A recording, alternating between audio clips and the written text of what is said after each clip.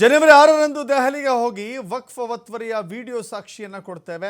BJP Congress ಸರ್ಕಾರ ನೀಡಿರುವ notice ಬಗ್ಗೆಯೂ ಕೂಡ ಪ್ರಸ್ತಾಪಿಸ್ತೀವಿ ಅಂತ ಹೇಳಿದ್ದಾರೆ.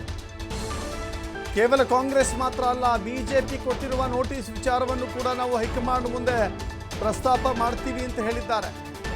ಬಳ್ಳಾರಿ ಜಿಲ್ಲೆಯ ಕಂಪ್ಲಿಯಲ್ಲಿ ಮಾಜಿ ಸಚಿವ ಅರವಿಂದ್ ಲಿಂಬಾವಳಿ ಮಾತನಾಡಿದ್ದಾರೆ.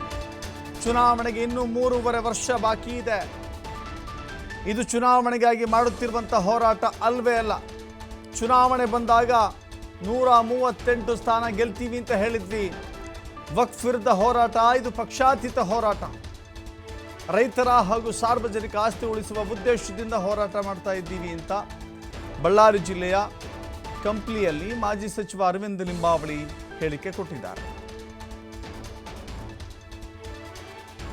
ಮಾಹಿತಿಗಳೊಂದಿಗೆ 6-7ನೇ ತಾರೀಕು ನಮ್ಮ ತಂಡ ದೆಹಲಿಗೆ ಹೋಗಿ ಈ ಎಲ್ಲ ಮಾಹಿತಿಗಳನ್ನು ಮಾಹಿತಿಗಳನ್ನು ಒದಗಿಸಿಕೊಡುವಂಥ ಕೆಲಸವನ್ನು ಮಾಡ್ತೀವಿ.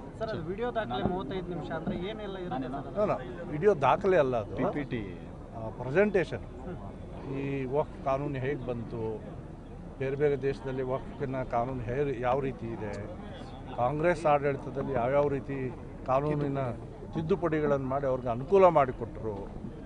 ಆ ಹಿನ್ನೆಲೆಯೊಳಗೆ ಸಾಚಾರ್ ಕಮಿಟಿ ವರದಿಯನ್ನು ಮನಮೋಹನ್ ಸಿಂಗ್ ಅವರು ಕೊನೆಯ ನಿಮಿಷದಲ್ಲಿ ಜಾರಿಗೆ ತಂದಿದ್ದರಿಂದ ಈಗೇನು ಅನಾಹುತಗಳಾಗ್ತಾ ಇದೆ ಅದರ ಪರಿಣಾಮಗಳ ಉದಾಹರಣೆಗಳಿವು. ಸರ್, ಎಲ್ಲ ಮಾಹಿತಿಗಳನ್ನು ಆ ಒಂದು ವಿಡಿಯೋ ಪ್ರೆಸೆಂಟೇಷನ್. ಸರ್, ಈಗ PPT ಒಳಗಡೆ ಬಿಜೆಪಿ ಗೌರ್ಮೆಂಟಲ್ಲಿ ಕೂಡ ನೋಟಿಸನ್ನು ಕೊಡಲಾಗಿತ್ತು ಬಿಜಾಪುರದ ಜಿಲ್ಲೆ ಒಳಗಡೆ, ಅದರ ಕೂಡ ಎಂಟ್ರಿ ಆಗಿ. ನಾ ಏನು ಹೇಳಿದೆ ಅವಾಗನೇ, ನಮ್ಮ ಸರ್ಕಾರ ಇರ್ಬೋದು, ಯಾವುದೇ ಸರ್ಕಾರ ಇರ್ಬೋದು, ಅನ್ವರ್ ಮಾನಿಪಾಡಿ ಅವರ ಅಧ್ಯಕ್ಷ ಇದ್ದಾಗೂ ಕೂಡ ಕೆಲವು ಆಸ್ತಿಗಳಿಗೆ ನಮ್ಮ ಸರ್ಕಾರ ಇದ್ದಾಗ ಕೂಡ ನೋಟಿಸ್ಗಳನ್ನು ಕೊಟ್ಟಿದೆ. ಅದು ಕೂಡ ತಪ್ಪು. ಬಿಜೆಪಿ ಎರಡು ತಪ್ಪೆ.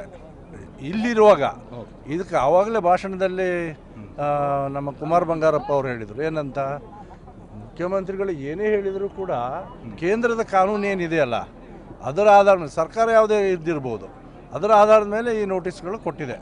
ನಮ್ಮ ಸಮಿತಿ ನಮ್ಮ ಸರ್ಕಾರ ಇದ್ದಾಗೂ ಕೂಡ ಈ ನೋಟಿಸ್ಗಳನ್ನು ಕೊಟ್ಟಿದೆ. ಅವೆಲ್ಲವೂ ಕೂಡ ರದ್ದಾಗಬೇಕಂತ ಕೇಂದ್ರದಲ್ಲಿ ಈ ಕಾನೂನು ಬದಲಾವಣೆ ಆಗಬೇಕು.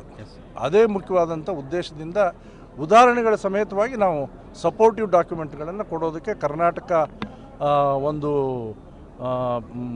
ಮುಖ್ಯವಾದಂಥ ಕಾರಣ ಅನ್ನುವಂಥದ್ದನ್ನು ವಕ್ಫಿನ JCP ಅಧ್ಯಕ್ಷರು ಕೂಡ ವ್ಯಕ್ತಪಡಿಸಿದ್ದಾರೆ. ಸರ್, ಈಗ ಅವರು ಪಕ್ಷಾತೀತ ಹೋರಾಟ ಅಂತ ಒಂದು ಕಡೆ ಹೇಳ್ತೀರಿ, ಇನ್ನೊಂದು ಕಡೆ ನಾವು ಚುನಾವಣೆ ಸಂಬಂಧ ಬಂದಿಲ್ಲ. ಆ ಎಲ್ಲ ಮಾಹಿತಿಗಳೊಂದಿಗೆ 6-7ನೇ ತಾರೀಕು ನಮ್ಮ ತಂಡ ದೆಹಲಿಗೆ ಹೋಗಿ ಈ ಎಲ್ಲ ಮಾಹಿತಿಗಳನ್ನು